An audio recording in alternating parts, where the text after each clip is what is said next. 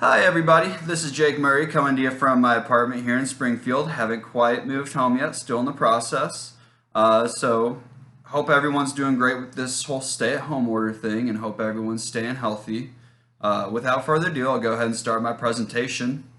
So just out of curiosity, how many of you during this stay-at-home order are having a little bit of trouble finding something to keep yourself occupied and kind of longing for some entertainment during this coronavirus outbreak? For most sports fans, this issue would be significantly mitigated if we allow sports organizations to carry on their seasons in an alternative format. Even if you're not a sports fan but are still looking for some help occupying yourself, maybe now's a great time to become one. So, however, currently all major organizations, including NBA, MLB, NHL, and even XFL, which is actually now discontinued, are undergoing season suspension. Some people do feel that sports leagues should remain shut down until the pandemic has been reduced dramatically. Others feel like they never should have been suspended in the first place. So, over the next few minutes, we're going to discuss the varying opinions on the topic, as well as the risks and rewards of each option.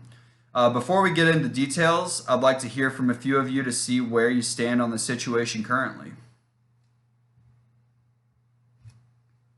If we're going to continue sports seasons, it's pretty obvious that they'll be done in an alternative format and will most likely not involve fan presence. This is an issue for some people, but I think people are kind of growing on the idea of it.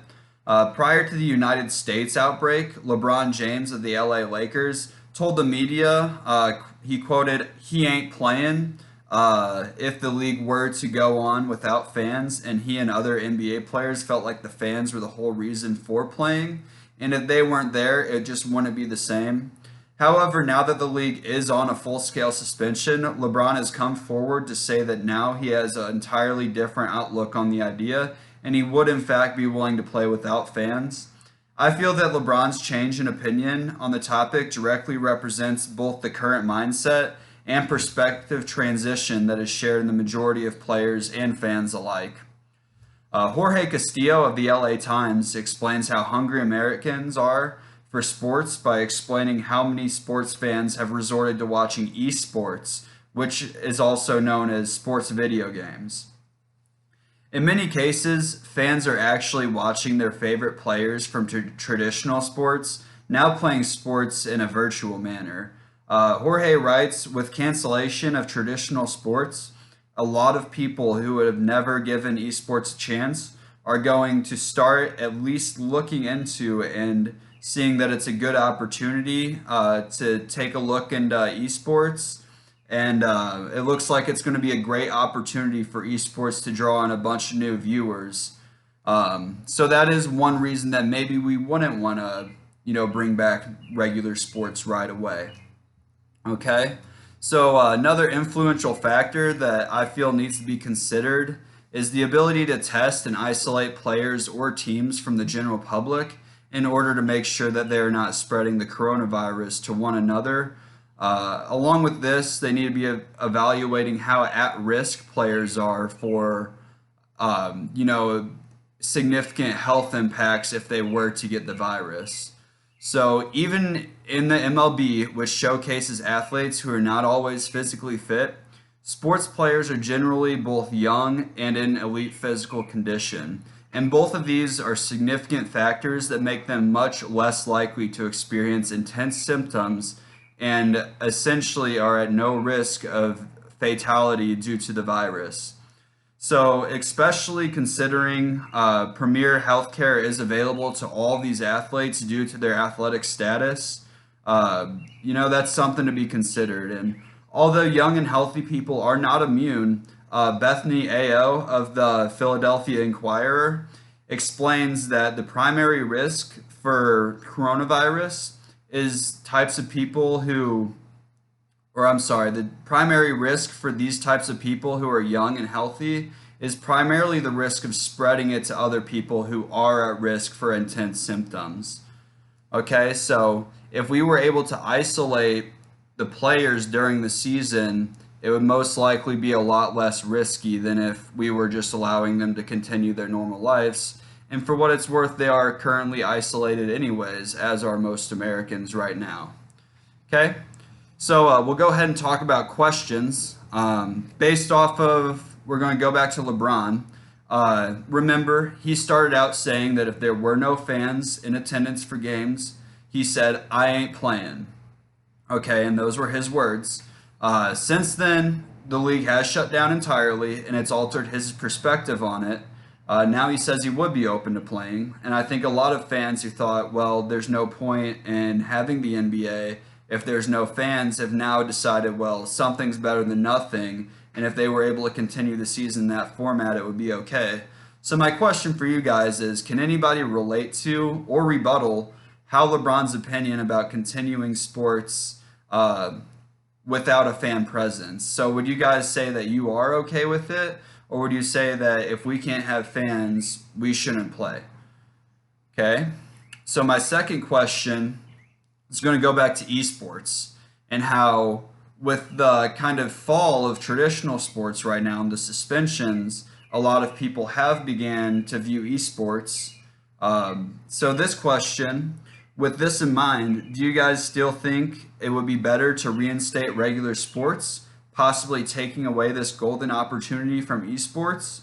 Or do you think it would be better to continue the suspension in order to give esports the opportunity to rise to relevancy? And I'll offer my opinion on this one. The thing is, topic as a whole, I really don't have a sturdy opinion on. I kind of go back and forth, but this question I can provide a little bit of insight on. And I think I'm a pretty, good person to listen to on this because I'm both a very big sports fan and a very big video game enthusiast. And I'm even an esports enthusiast. I think the idea of esports is awesome, but I've tried watching it myself and it's just not exciting to me. I think that in this situation with me being both a sports fan and a video game fan and being enthusiastic about the idea of esports, the fact that I'm not really intrigued to even, view it a lot kind of says something. If someone who's a video game enthusiast and a sports enthusiast, it isn't really clicking on esports, then there might just not be a future for it. And, we might just want to go ahead and bring regular sports back. There's something about it that's just not the same. On the contrast, there's plenty of other opinions. I wish I was able to hear everybody's insight on that. But we'll just have to move on to the next question. So this next one is going back to how we talked about who's at risk for intense symptoms and who's not. So knowing that the athletes themselves would be at little to no risk and separating them from people who are at risk would be reasonably achievable. Does this change or influence anybody's opinion? For me, it really does, because I think we have to look at it in a logical, rational standpoint. These players, they're not able to go around their families anyways right now. They're not, going to church. They're stuck at home like the rest of us. Maybe they go to the park or something or go fishing. Who knows? But they're also in isolation. So it's not like we're going to be doing anything to them that's not already going on, okay? So knowing that they're at little to no risk themselves for intense symptoms and that isolating them would be reasonably achievable, personally, I would say that this makes me think that it would be okay to bring back sports. Not saying that that's my overall opinion, but based on this, I would be more influenced to go ahead and say, yeah, let's bring back sports. So I wish I was able to hear everybody's insight on this. I think there'd be a lot of interesting ideas, a lot of interesting suggestions. But just to sum it up, guys, today we talked about a variety of perspectives on the suspension of professional sports. I'm really glad to hear everyone's input today, and I hope everybody feels like they have a more wider knowledge and more, fluent opinion on the topic. And maybe next time you're talking to a sports fan about how they're bummed out about, sports being shut down right now, maybe you'll be able to find a little bit more to talk about with them. And I really hope that we're able to, meet face to face again one day. And thank you guys for taking the time to listen to my speech, and have a great rest of your day. Stay healthy and stay safe. Try to make the most of it. Bye now.